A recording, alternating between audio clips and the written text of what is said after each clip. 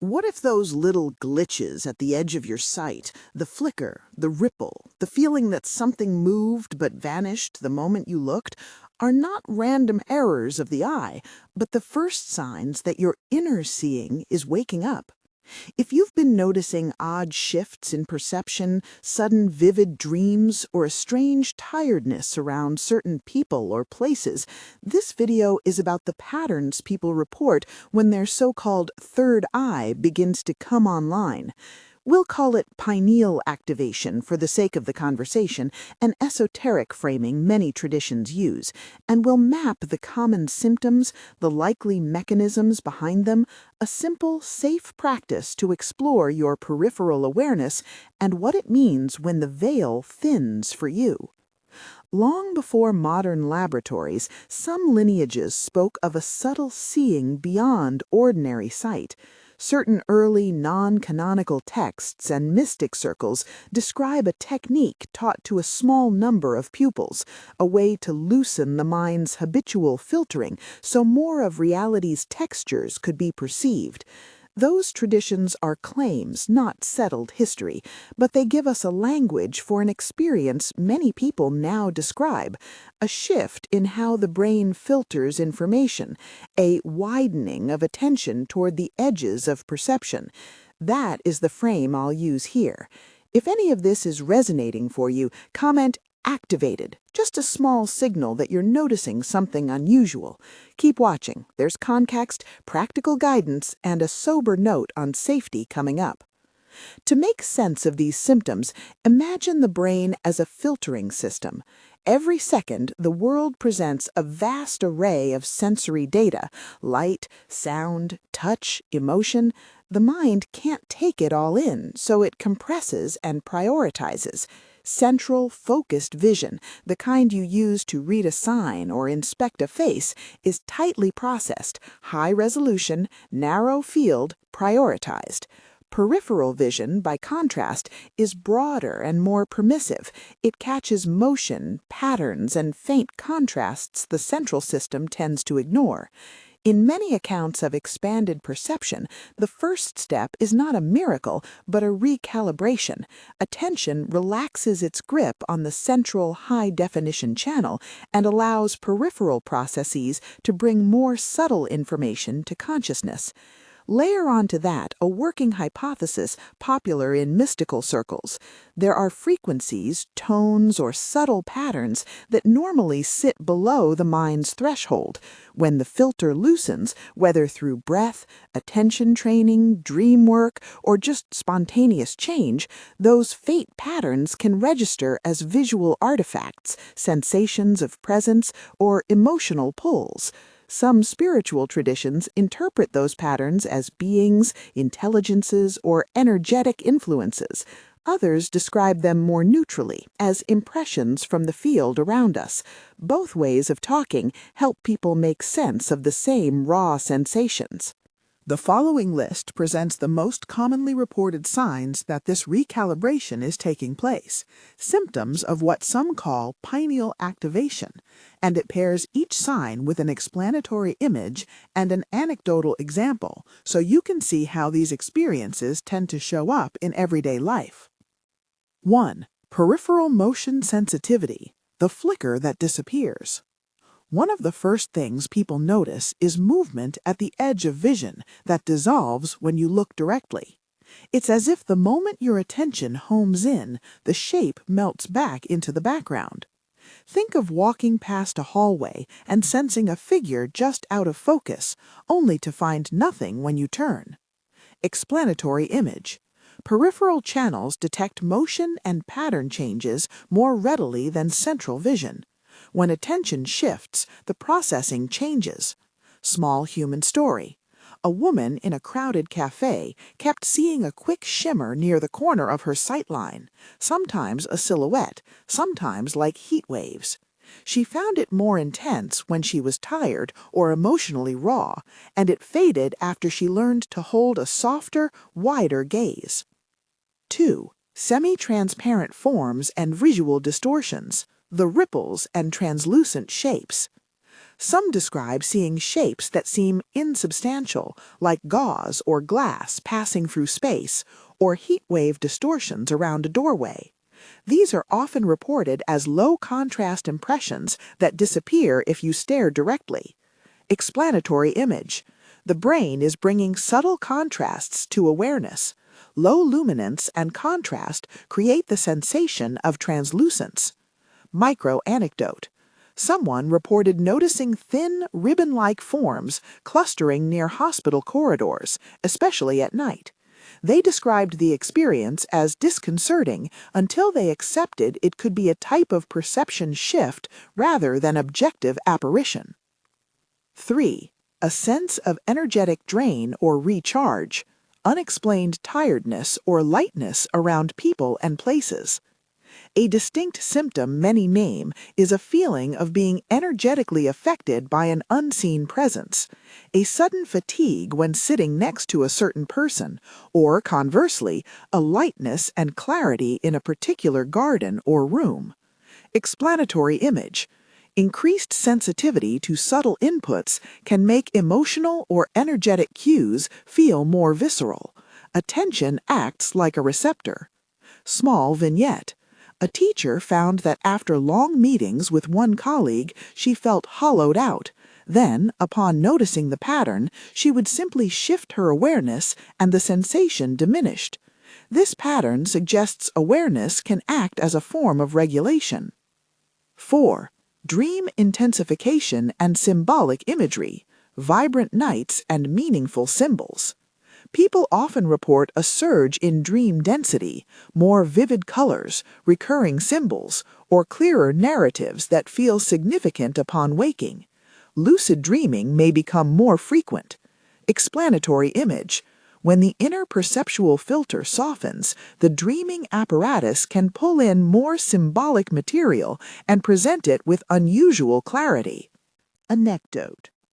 A man who had mild, forgettable dreams his whole life began experiencing long, cinematic dreams after a period of sustained contemplative practice. He found the dreams oddly instructive, and they sometimes anticipated feelings he later noticed during waking life. 5.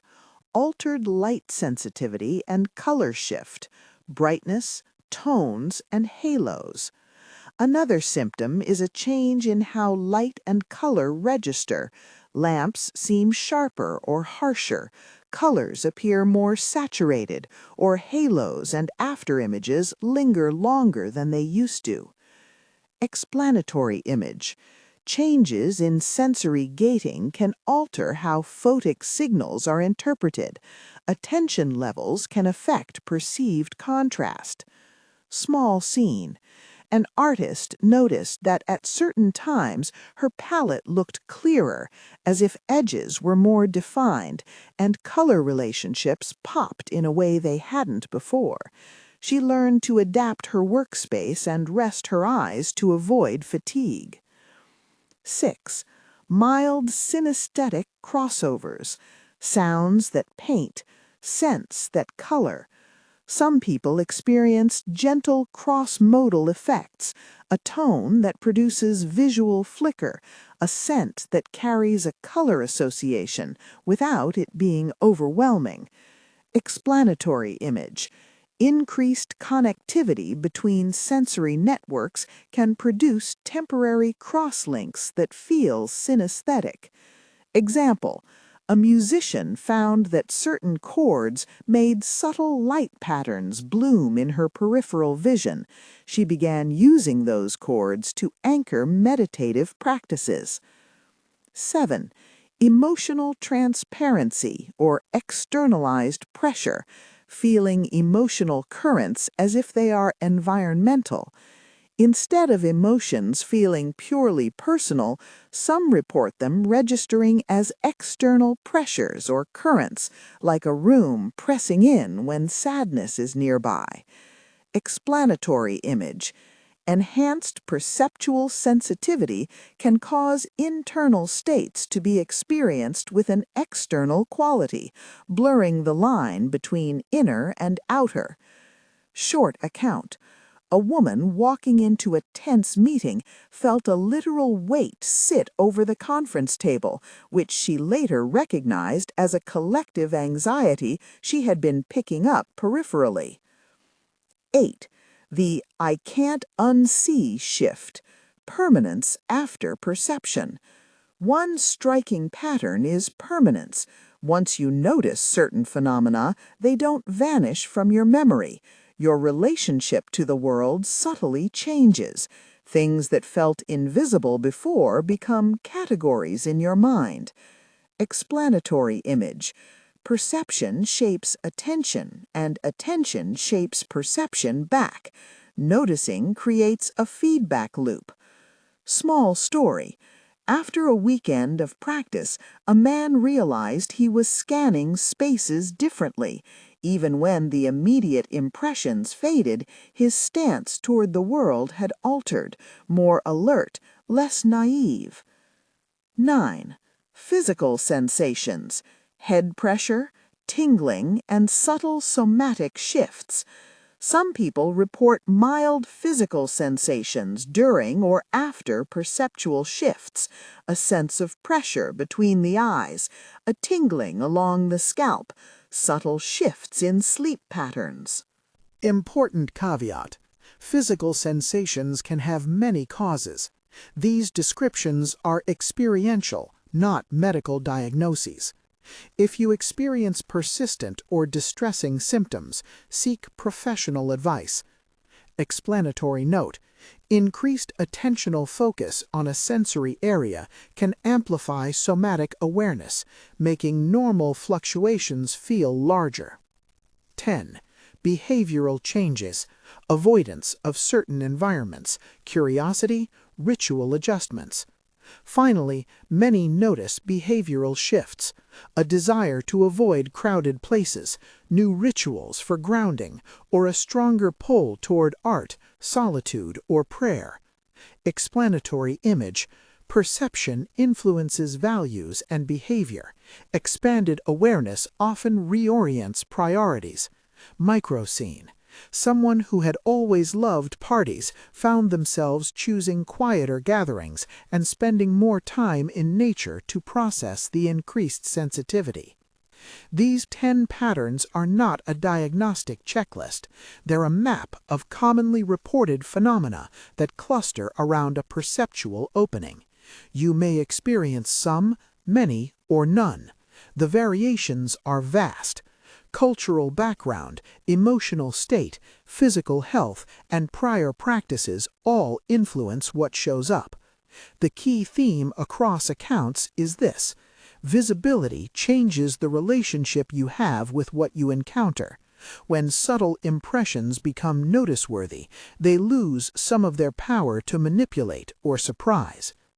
If you're curious about exploring this safely, here's a simple conservative practice known in many contemplative circles as a soft gaze exercise. It's not a ritual that guarantees a specific outcome. Treat it as an attentional discipline that helps you learn how to widen your perception without pushing or forcing anything. Find a calm, dimly lit space where you feel safe and undistracted. Sit comfortably, back supported, and breathe naturally for a minute or two to settle. Choose a point across the room to rest your eyes on, but don't focus sharply. Instead of narrowing your view to that point, let your stare be relaxed and roomy. Imagine you're trying to take in the whole field of vision at once. Allow your eyelids to remain soft. You might lower them slightly so the edges of your sight are tender rather than tense. As you hold this soft gaze, notice movement or shapes at the edge of your vision without reacting. If you see a flicker, don't lean into it or chase it. Simply observe it with neutral curiosity. Keep sessions short at first, 5 minutes once or twice a day for a week. A commonly shared guideline among practitioners is to run a simple commitment. Practice this soft peripheral attention for 7 consecutive days and note any changes. The intention here is training, not testing. You're learning how to let the peripheral field register more freely.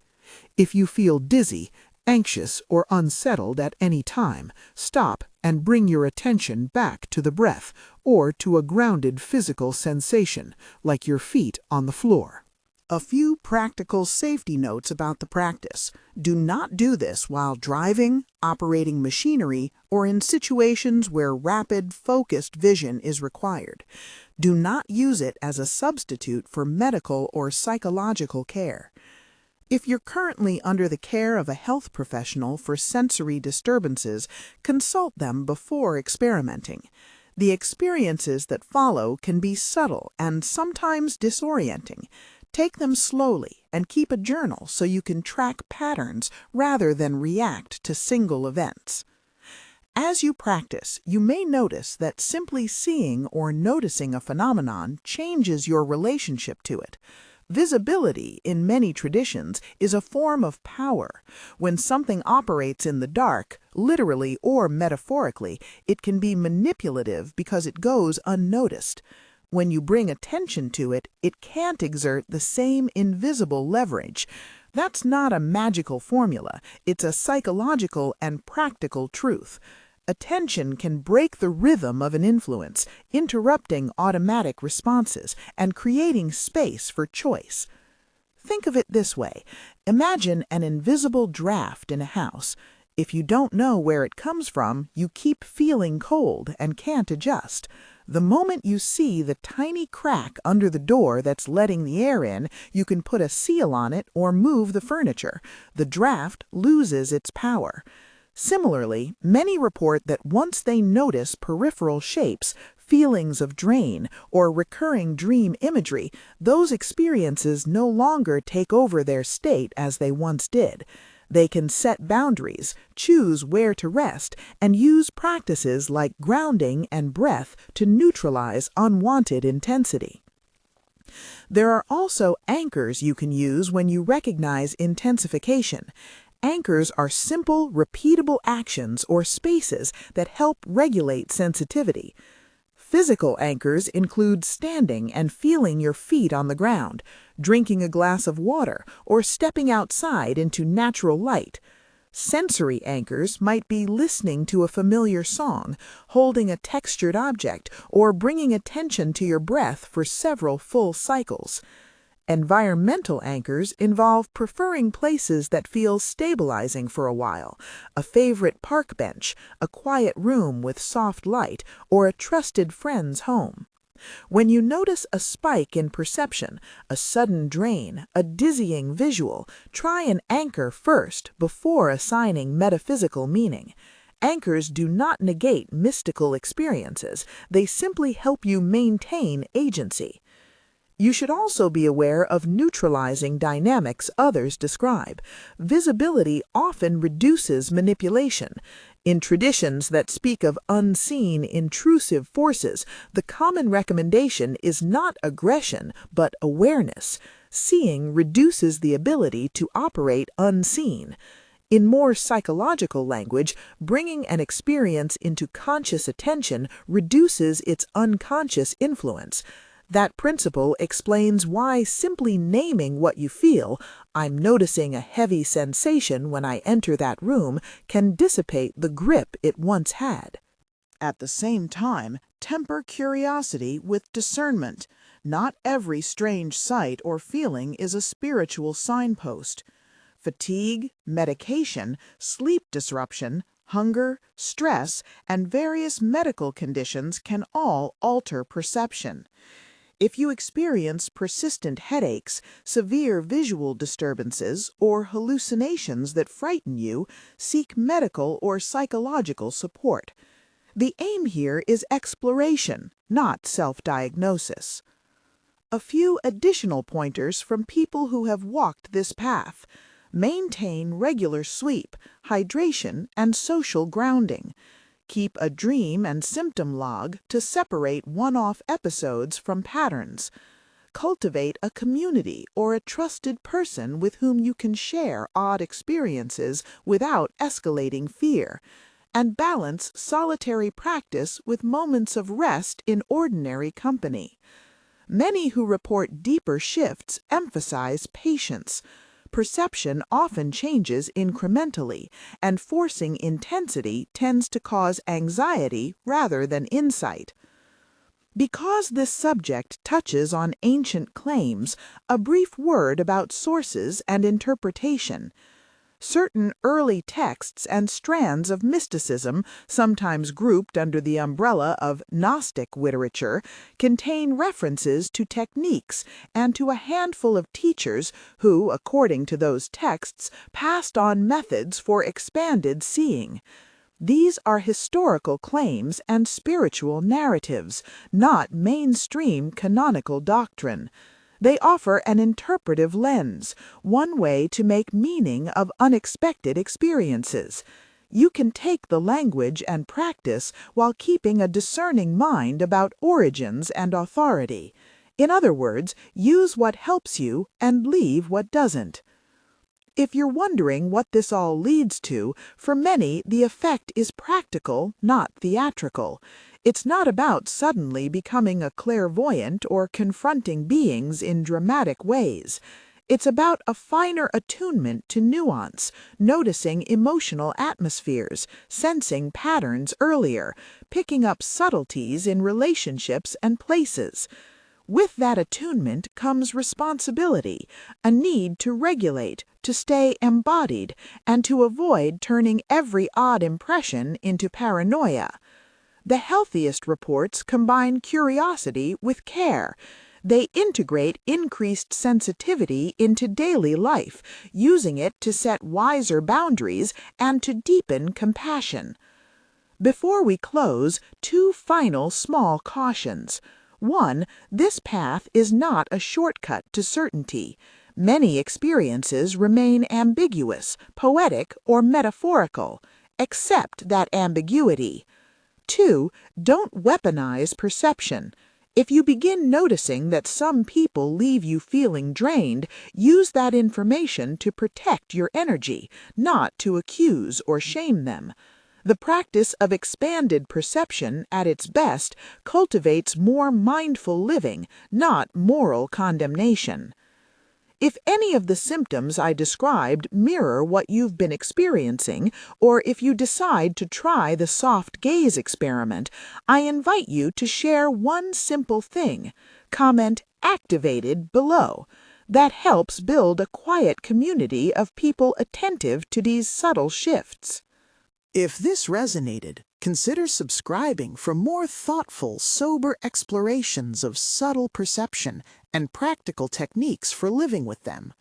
Stay grounded, be curious, and remember, seeing is only the first step. How you use what you see is where the real transformation happens.